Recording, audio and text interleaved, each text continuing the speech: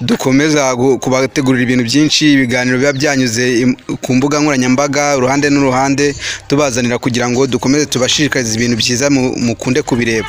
Ubu noneho uyu munsi muri kumwe na G-Boy, byarahenze ukurikirana buri kimwe cyose kugira ngo mubashe kumererwa neza.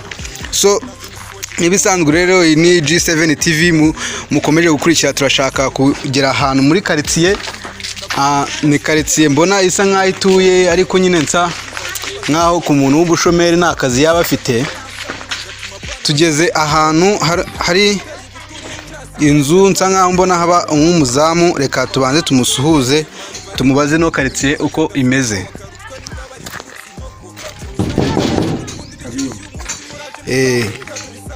Wazi kadusuze. Muraho neza? Muraho neza. Tuhasanze umusaza hano nsa nkuwo aha afite imvi nyinshi.